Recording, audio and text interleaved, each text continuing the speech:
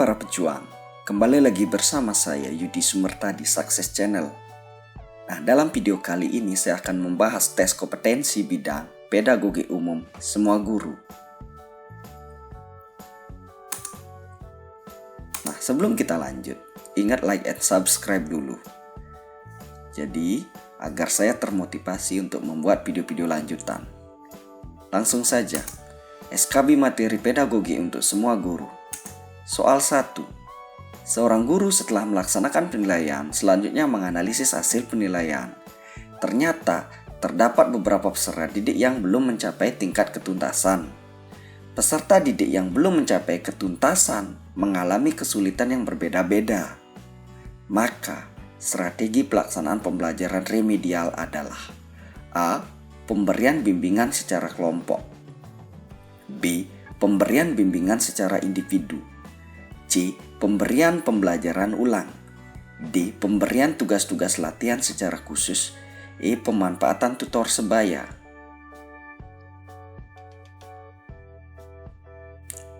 Oke, kita cek jawabannya bersama-sama, yaitu opsi B. Pemberian bimbingan secara individu. Pembahasan. Berikut beberapa strategi pelaksanaan pembelajaran remedial yang dapat disesuaikan dengan jenis dan tingkat kesulitan. Yang pertama, pemberian bimbingan secara individu. Hal ini dilakukan apabila ada beberapa peserta didik yang mengalami kesulitan yang berbeda-beda, sehingga memerlukan bimbingan secara individual. Bimbingan yang diberikan disesuaikan dengan tingkat kesulitan yang dialami oleh peserta didik. Pemberian bimbingan secara khusus, misalnya bimbingan perorangan. Dalam hal pembelajaran klasikal, peserta didik tertentu mengalami kesulitan. Perlu dipilih alternatif tindak lanjut berupa pemberian bimbingan secara individual atau perorangan. Pemberian bimbingan perorangan merupakan implikasi peran guru sebagai tutor. Sistem tutorial dilaksanakan bila mana terdapat satu atau beberapa orang peserta didik yang belum berhasil mencapai ketuntasan. 2. Pemberian bimbingan secara kelompok. Hal ini dilakukan apabila dalam pembelajaran klasikal ada beberapa peserta didik yang mengalami kesulitan sama. 3. Pemberian pembelajaran ulang dengan metode dan media yang berbeda. Pembelajaran ulang dapat disampaikan dengan variasi cara penyajian dan penyederhanaan tes atau pertanyaan. Pembelajaran ulang dilakukan bila mana sebagian besar atau semua peserta didik belum mencapai ketuntasan belajar atau mengalami kesulitan belajar. Guru perlu memberikan penjelasan kembali dengan menggunakan metode dan atau media yang lebih tepat. 4. Pemberian tugas-tugas latihan secara khusus. Dalam rangka pelaksanaan remedial, tugas-tugas latihan perlu diperbanyak agar peserta didik tidak mengalami kesulitan dalam mengerjakan tes ulang. Peserta didik perlu diberi pelatihan intensif untuk membantu penguasaan kompetensi yang diterapkan. 5. Pemanfaatan tutor sebaya. Tutor sebaya adalah teman sekelas atau kakak kelas yang memiliki kecepatan belajar lebih. Mereka perlu dimanfaatkan untuk memberikan tutorial kepada rekan atau adik kelas yang mengalami kesulitan belajar. Melalui tutor sebaya, diharapkan hubungan antar peserta didik akan lebih akrab dan terbuka, sehingga peserta didik yang mengalami kesulitan belajar akan lebih mudah memahami materi atau kompetensi yang harus dicapai. Nah, jadi jelas sekali di sini. Dalam soal nomor 1, di sini yang menjadi kunci adalah kesulitan yang berbeda-beda. Jadi peserta didik yang belum mencapai ketuntasan mengalami kesulitan yang berbeda-beda. Makanya harus diberikan pemberian bimbingan secara individu karena kata kuncinya berbeda-beda ini. Jadi tidak bisa kita belajarkan secara berkelompok. Jadi jelas ya teman-teman. Lanjut ke soal nomor 2. Seorang guru setelah melaksanakan penilaian, ternyata sebagian besar peserta didik yang belum mencapai tingkat ketuntasan. Maka strategi pelaksanaan pembelajaran remedial yang sesuai adalah A. Pemberian bimbingan secara kelompok, B. Pemberian bimbingan secara individu, C. Pemberian pembelajaran ulang dengan metode dan media yang berbeda. D. Pemberian tugas-tugas latihan secara khusus. E. Pemanfaatan tutor sebaya.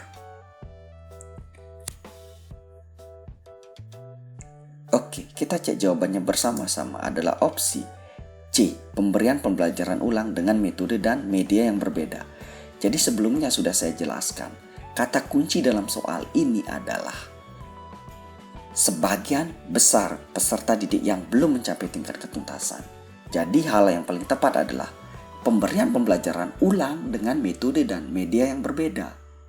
Jadi jelas ya, pembahasannya terang benderang. Lanjut soal nomor 3. Seorang siswa memainkan handphone di dalam kelas ketika guru sedang mengajar. Maka penguatan yang tepat diberikan oleh guru kepada anak tersebut adalah A. Memberikan ancaman. B. Memberikan hukuman. C. Memberikan tugas tambahan. D. Memberikan peringatan. E. Mendekati siswa tersebut. Kita cek jawabannya bersama-sama adalah opsi E. Mendekati siswa tersebut.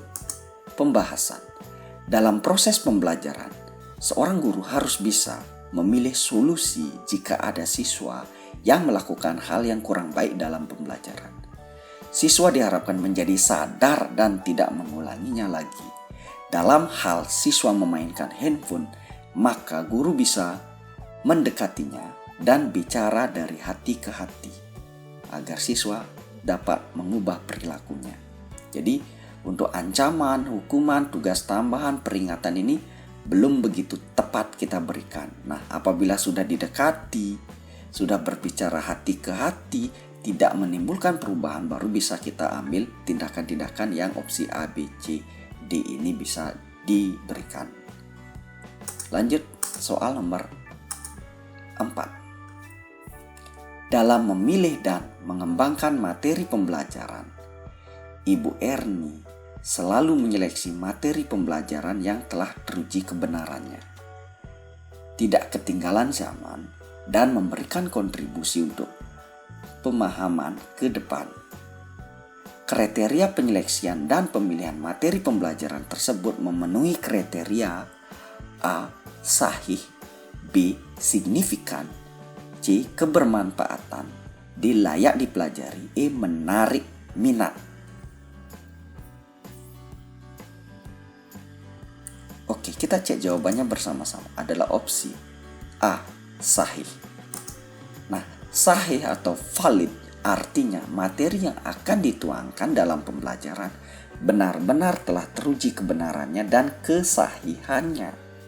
Pengertian ini juga berkaitan dengan keaktualan materi, sehingga materi yang diberikan dalam pembelajaran tidak ketinggalan zaman dan memberikan kontribusi untuk pemahaman ke depan. Jadi jelas di sini ya. Jadi kriteria yang sahih.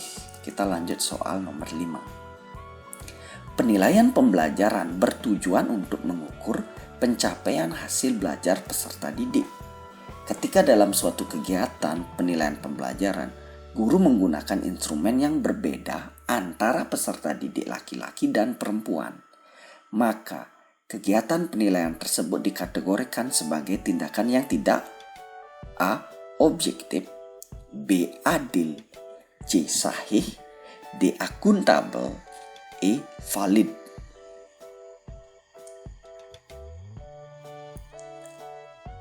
Oke, kita cek jawaban yang bersama-sama adalah opsi B. Tindakan yang tidak adil. Nah, pembahasan. Guru dalam merencanakan dan melaksanakan evaluasi proses dan hasil belajar peserta didik, maka tidak boleh memberikan perlakuan yang berbeda hanya karena berbeda jenis kelamin. Karena hal ini menjadikan tidak adil. Guru dalam melakukan penilaian harus dilaksanakan atau dilakukan dengan adil dan tidak membedakan latar belakang maupun jenis kelamin. Jadi jelas ya teman-teman. Kita lanjut ke soal nomor 6. Segala alat pengajaran yang digunakan untuk membantu penyampaian materi dalam proses pembelajaran sehingga memudahkan pencapaian tujuan tujuan pembelajaran yang sudah dirumuskan adalah pengertian dari A. Sumber belajar, B. Media pembelajaran, C. Rujukan pembelajaran, D. Fasilitas belajar, E. Dukungan pembelajaran.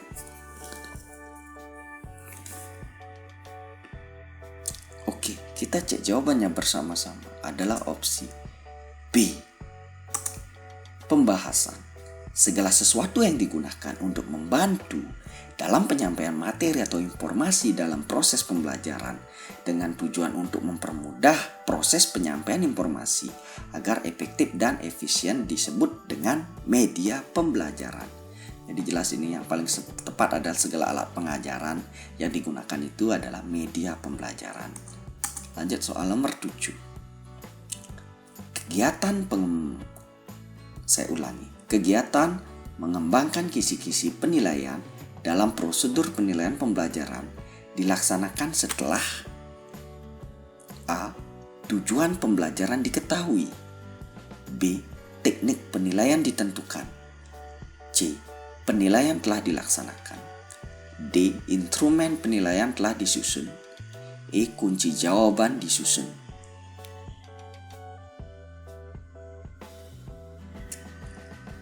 Oke, kita cek jawabannya bersama-sama adalah opsi B. Teknik penilaian ditentukan. Jadi gini ya, dalam kegiatan pengembangan kisi-kisi penilaian itu prosedur yang dilakukan itu setelah kita melaksanakan atau menentukan teknik penilaian dulu. Kalau teknik penilaian ini sudah ditentukan mau tekniknya seperti apa, baru kita bisa rumuskan kisi-kisinya. Nah, sebelum teknik ini ditentukan atau dipilih, kita belum bisa membuat kisi-kisinya.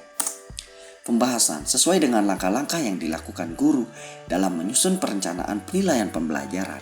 Setelah teknik penilaian ditentukan, maka guru mengembangkan kisi-kisi penilaian.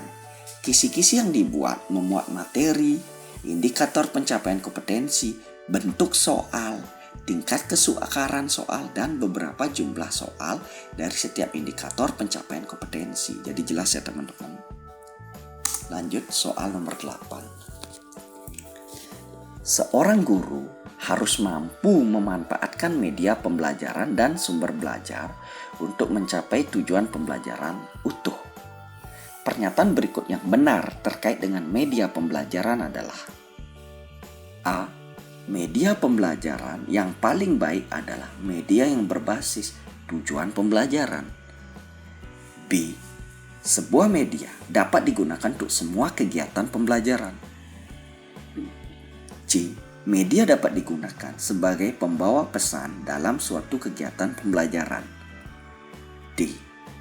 Memilih media tidak perlu banyak pertimbangan agar tidak merepotkan. E. Media dapat dibuat dengan mudah dan biaya murah. Oke, kita cek jawabannya bersama-sama adalah opsi C. Media dapat digunakan sebagai pembawa pesan dalam suatu kegiatan pembelajaran. Pembahasan. Tujuan utama dari media pembelajaran adalah mempermudah dalam proses penyampaian informasi atau materi pelajaran, sehingga materi pelajaran mudah dipahami oleh siswa. Jadi bisa diartikan bahwa media dapat digunakan sebagai pembawa pesan dalam suatu kegiatan pembelajaran. Kalau kita telaah satu-satu, jadi media dapat digunakan opsi E ya, dari opsi E. Media dapat digunakan dengan mudah dan biaya murah. Ini bukan namanya tidak begitu tepat kalau pernyataan yang terkait dengan media. Terus pemilihan media tidak perlu banyak pertimbangan. Ini justru yang salah ya. Jadi penentuan media pembelajaran ini harus dengan banyak pertimbangan agar tepat penggunaannya, agar pesan-pesan yang kita sampaikan itu tersampaikan ke siswa gitu. Opsi A, media pembelajaran paling baik adalah media yang berbasis. Nah, ini bukan begitu tepat ya. B, sebuah media dapat digunakan untuk semua kegiatan. Nah, ini opsi yang salah ini. Jadi tidak, artinya satu media itu tidak semuanya bisa kita gunakan dalam pemilihan kegiatan pembelajaran. Jadi setiap media itu mungkin akan cocok untuk materi apa. Jadi ini perlu disesuaikan. Jadi tidak mungkin ada satu media bisa digunakan untuk semua kegiatan pembelajaran. Jadi jelas ya teman-teman. Kita lanjut soal nomor 9.